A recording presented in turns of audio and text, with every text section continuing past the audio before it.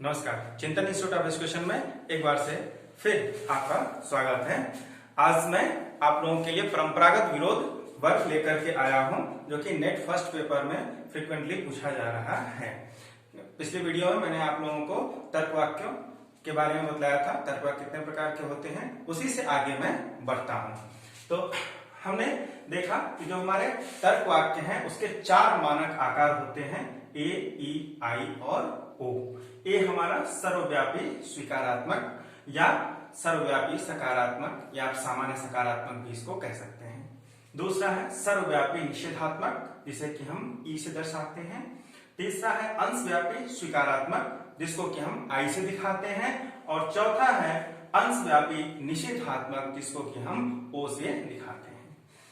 अब महत्वपूर्ण बात यह है कि इन सबको हम पहचानेंगे कैसे। तो पहचानने के लिए मैं यहाँ पर उदाहरण लिख कर रखा हूं, आप देखें।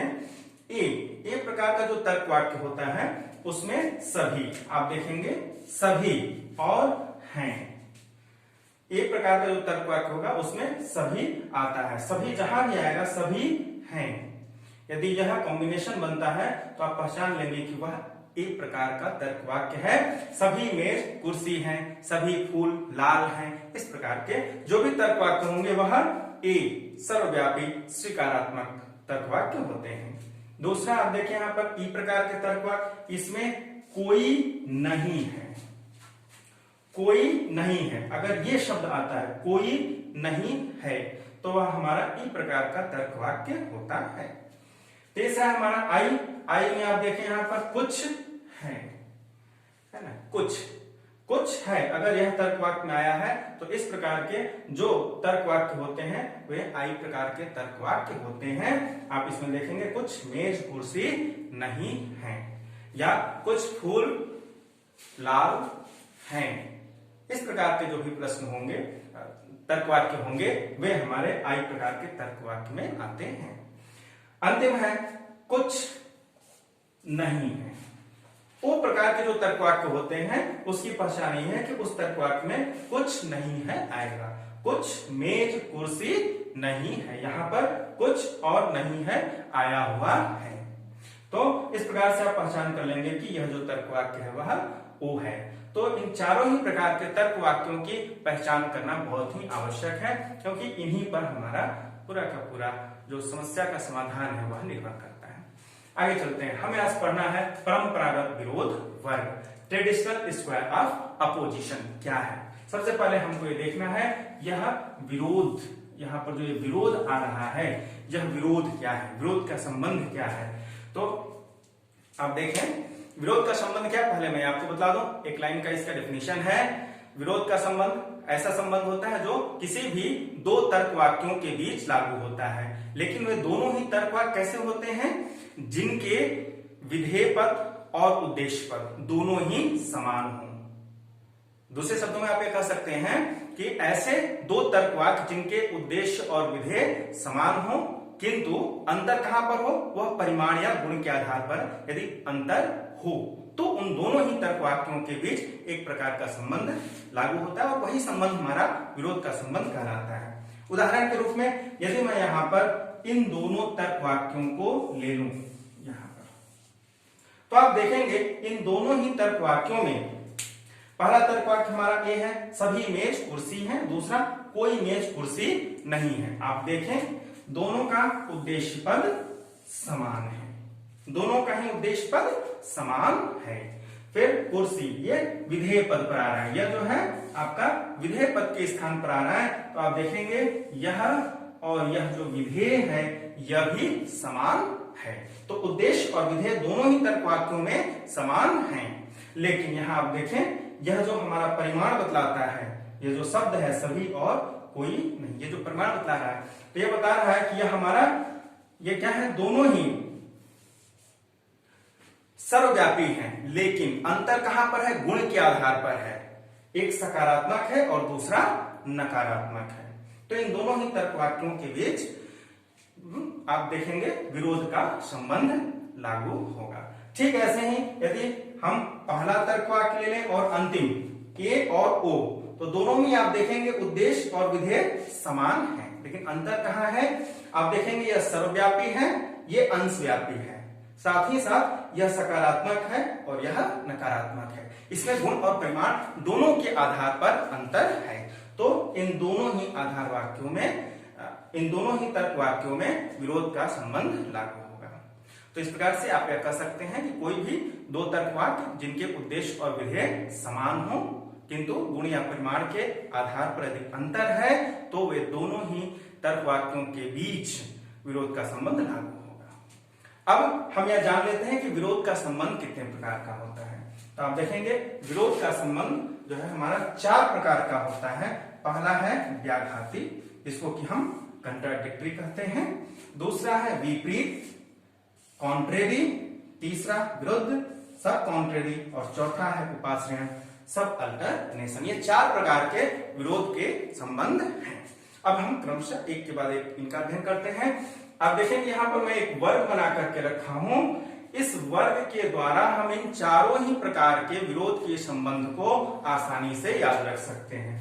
देखिए इस वर्ग के चारों कोने पर हमने ए ई आई ओ लिख रखा है, ए ई आई और ओ। फिर आप देखें ए और ओ को मिलाने वाली रेखा पर व्याघात लिख रखा है, आई और ई को मिलाने वाली रेखा पर व्याघात। फिर आप देखेंगे ए और ई के इसको मिलाने वाली रेखा पर विपरीत लिखा हुआ है, और फिर आई और ओ को मिलाने वाली रेखा पर विरुद्ध लिखा हुआ है। फिर ऐसे ही ए और आई को मिलाने वाली रेखा पर उपाश्रय और ई और ओ को मिलाने वाली रेखा पर उपाश्रय लिखा हुआ है। तात्पर्य क्या है कि इन दोनों ही तर्क वाक्यों के बीच व्याघात का संबंध है, वैसे ही इन दोनों तर्क वाक्यों के बीच व्याघात का संबंध है, इन दोनों के बीच विपरीत का संबंध, फिर इन दोनों के बीच विरुद्ध का संबंध, यहाँ उपाश्रय का संबंध और यहाँ भी उपाश्रय का संबंध है। तो इस प्रकार से आप आसानी से याद रख सकते हैं कि किन किन तर्क वाक्यों के बीच कौन सा विरोध का संबंध लागू हो रहा है। ठीक है, तो यहां से आप आसानी से इसको याद कर सकते हैं। इसका याद रहना बहुत ही आवश्यक है। अब इन विरोध के संबंधों के जो नियम हैं उसको मैं बतलाने जा रहा हूं। नियमों को ध्यान से आपको सीखना है। सबसे पहले मैं लेता हूं व्याघाती।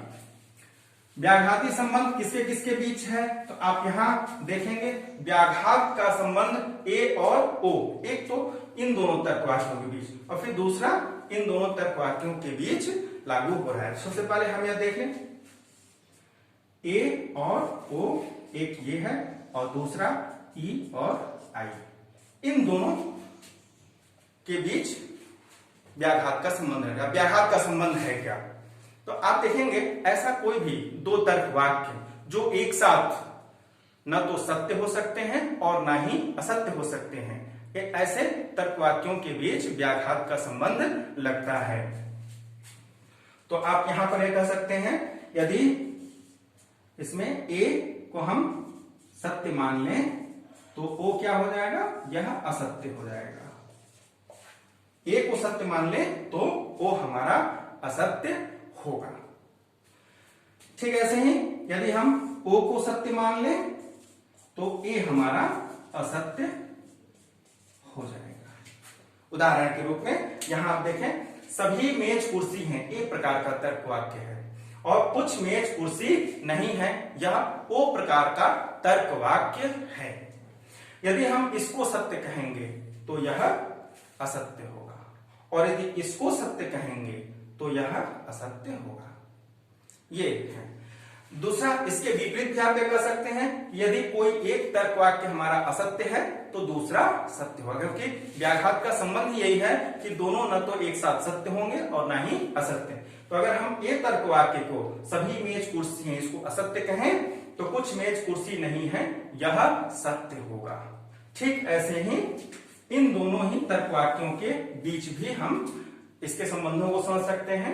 जैसे कोई मेज कुर्सी नहीं है और दूसरा आई कुछ मेज कुर्सी हैं। अगर हम इन दोनों तर्क वाक्यों को लेते हैं तो यदि हम इसको सत्य कहें तो यह असत्य होगा, और यदि इसको सत्य कहेंगे तो यह असत्य होगा। यानी कि आप ये कह सकते हैं कि आई के सत्य होने पर आई के सत्य होने पर ई असत्य होगा और ई के सत्य होने पर आई असत्य होगा। थोड़ा सा टिपिकल है, ध्यान से समझेंगे तो निश्चित ही आप इसको समझ लेंगे। तो यहाँ पर ये मैं देखिए बहुत ही सरल तरीके से मैं इसको यहाँ पर लिख चुका हूं कि ए यदि सत्य है तो ओ हमारा असत्य होगा, ओ सत्य है तो ए असत्य होगा। यह इसका नियम है। तो इस संबंध का दो नियम है और वह क्या है? पहला नियम यह कहता है कि यदि एक तर्क वाक्य सत्य है तो दूसरा तर्क वाक्य निश्चित ही असत्य होगा। दूसरा नियम क्या है? यदि एक तर्क वाक्य असत्य है तो दूसरा तर्क वाक्य निश्चित ही सत्य होगा। तात्पर्य क्या है कि एक के सत्य होने पर दूसरा असत्य और एक के असत्य होने पर दूसरा सत्य होगा। यही है इसका नियम। तो अब हम लोग अगले वीडियो में देखेंगे बाकी के जो 3 प्रकार के हमारे विरोध के संबंध हैं उनके क्या नियम हैं।